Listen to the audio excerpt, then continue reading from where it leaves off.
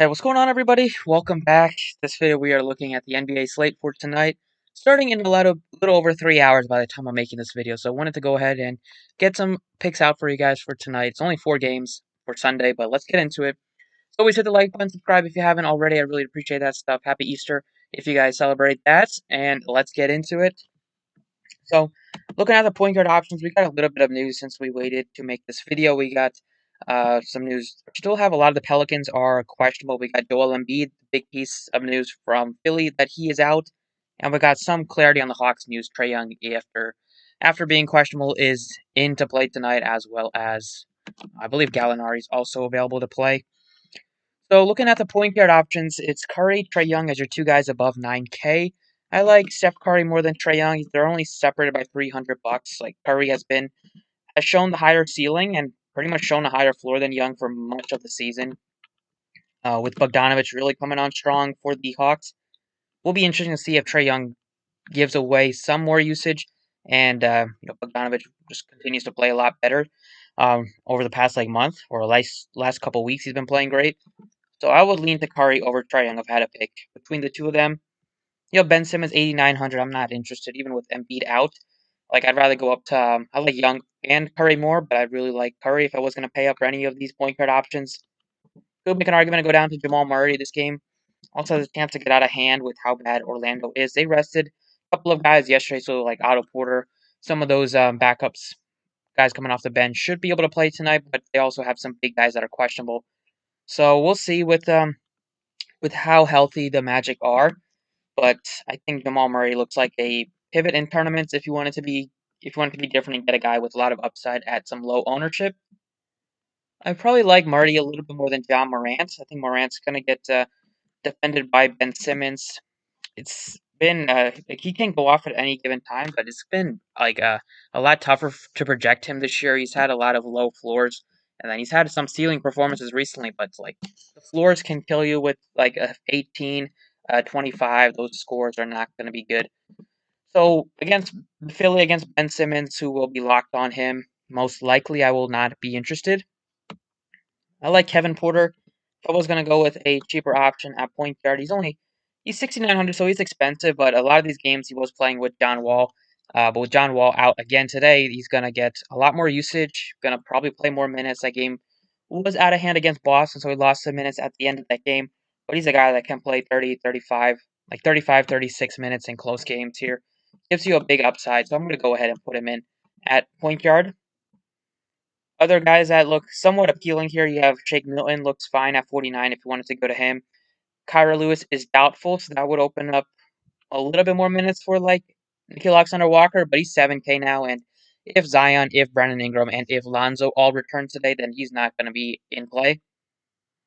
Then you could look to DJ Augustine as a value play at 4K, but I'd rather go with Kevin Porter. Shooting guard, Wiggins is up to 8,000. I'm not interested at that price tag at all. That is a fade.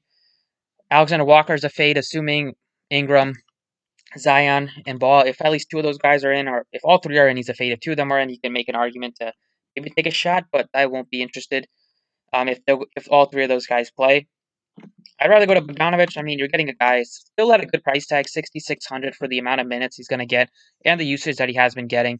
Last game was without Trae Young, and so he did go off as expected. Price tag went up by $900, but it's still a great spot. We saw the Warriors last game, embarrassing defensive performance. They gave up over I think 120, maybe 130 points to the Raptors. They were down by 60 at one point in that game. Just dreadful defense from that team. And there's a chance Draymond misses, so they could continue to be bad in that category today. I love Bogdanovich 6,600, especially with still Hunter out, with Reddish out, and with Collins out. There's a lot of opportunity for some scoring and some usage on the team besides for Trae Young, and Bogdanovich seems like a great candidate to soak that up. So I like Bogdanovich a lot more than guys that are similarly priced. I like him more than Ross, Bledsoe, Jordan Poole's not a play at all today. With Curry back, Bacon isn't really a play. Maybe Will Barton is if you want him to be different, but he's really has a low floor and he has a somewhat okay ceiling, but 30, 35 is what you're most likely going to get out of Barton in a ceiling game. Then Lou Williams' price tag has gone up to 55 with Trae Young back. I won't be looking at him too much. If Herter starts, I like him a little bit more than Lou Williams. And then on the Memphis side, you could look to a couple of these guys. Like Brooks is 53s, nicely priced, but I think I might as well just like go with Grayson Allen over Brooks. Allen has been the better shooter by far than Brooks this year. He's been better recently as well, and he's only 4,200 playing like low to mid 20s in minutes, high 20s. There's no Justice Winslow again today, so he's been pretty much getting you 6x every game. Good chance to do that if he gets those minutes again today. You can go with Seth Curry. Going to get some more usage, more shots with Embiid out today after Embiid only played one game recently, but Curry's still nicely priced at 4,700. Then I do like Sterling Brown. He should start again in place of John Wall. He played 28 minutes. Wasn't great in fantasy, but he's a guy on the season that's been shooting good from three. And without John Wall, there's just a lot of usage for the team to go around as John Wall was taking a ton of shots and most of them were not falling. So hopefully guys like Sterling Brown can kind of step in and make the most of their opportunities.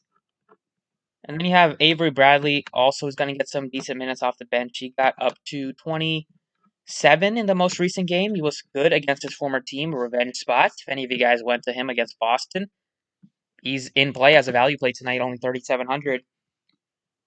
So those are the main guys at the position. I will stick with Bogdanovich. Small forward, I like Tobias a lot at 8,400. He's just going to take on a lot of scoring responsibilities. He's going to get you a good amount of rebounds as well without Embiid in there. And the matchup is good against Memphis. So go ahead and put in Tobias. I like him a lot. I like him. I mean, you could go to Ingram if you wanted to, 85. They're similarly priced. Ingram missed a couple games. Guys I wouldn't go to are like Wiggins at 8K. Michael Porter's been playing really well, even with Gordon back, or Gordon after they acquired Gordon.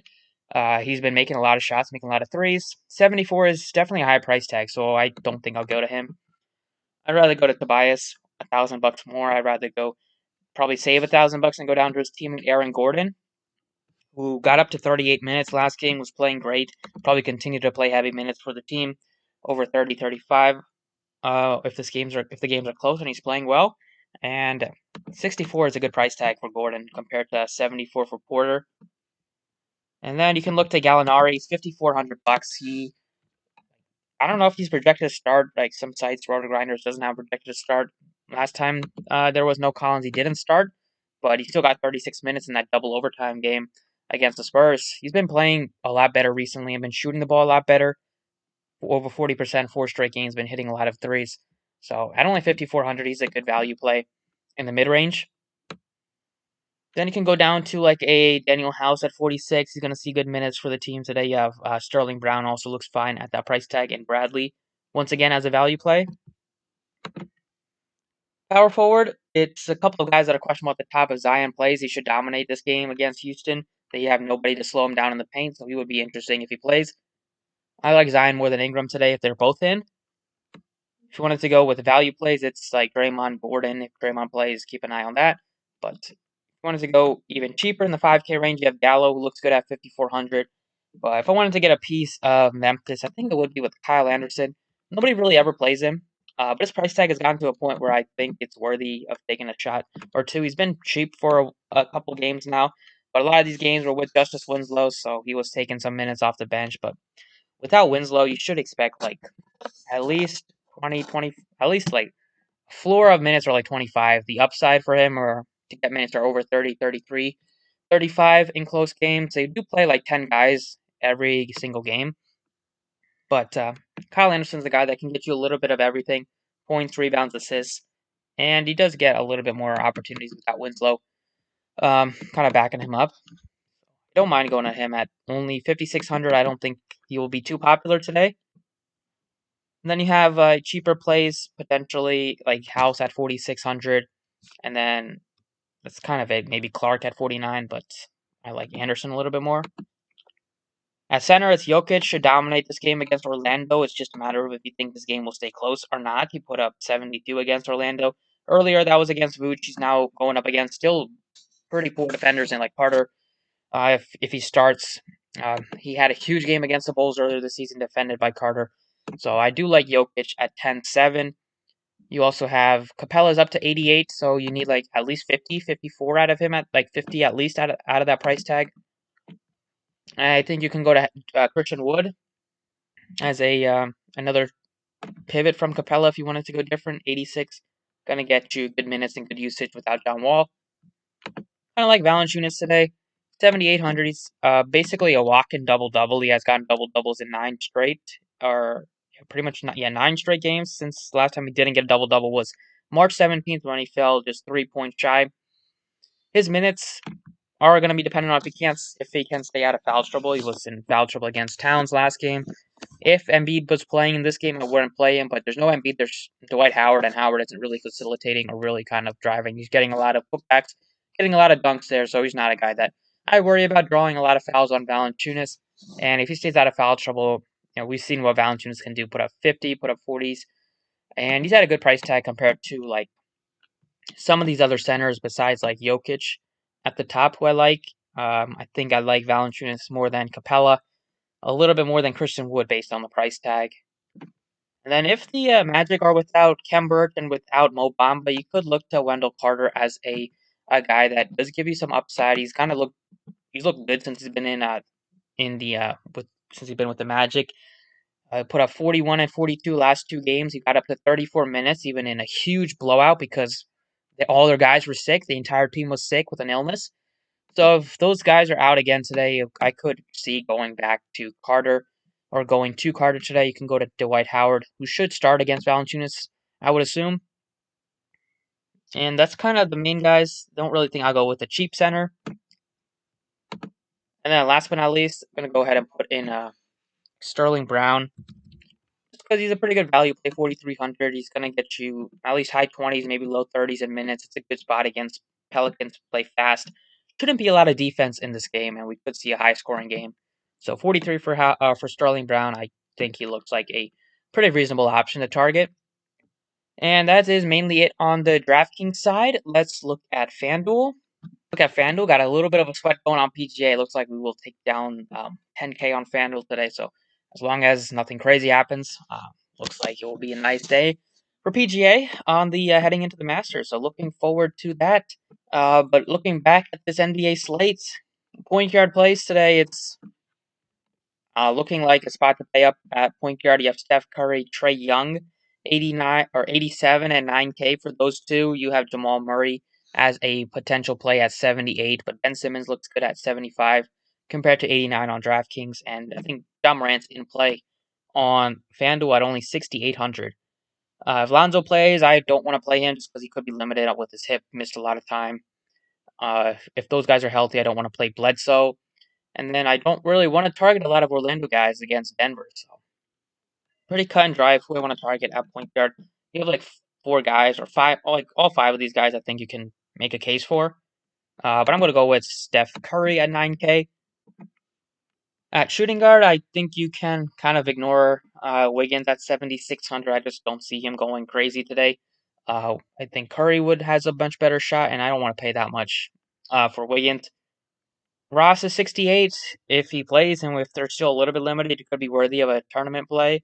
But he's been kind of, without having Vooch and without having like Gordon, there's like nobody that teams have to focus on besides Ross to slow him down. So they can easily put like 2 guys on him and make life difficult for him. So I will not be, well, we'll see what happens. But right now he's not on my radar.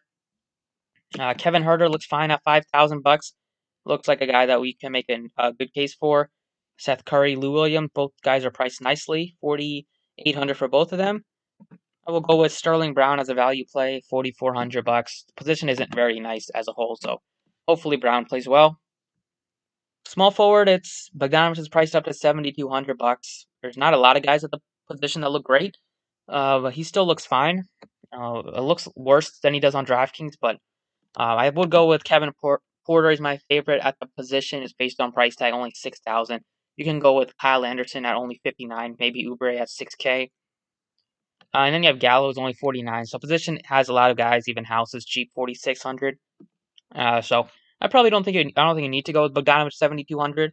You definitely could, but you do have a lot of guys that are cheaper that look fine. So Kevin Porter is going to be the guy that I go with. Power forward, it is Christian Wood at 8K. His iron is up to 97. If he plays, I probably like him on DraftKings more. I'd rather go with some cheaper power forwards like Tobias. He's only 7,900. Christian Wood is 8K. Gordon is 6,800 bucks.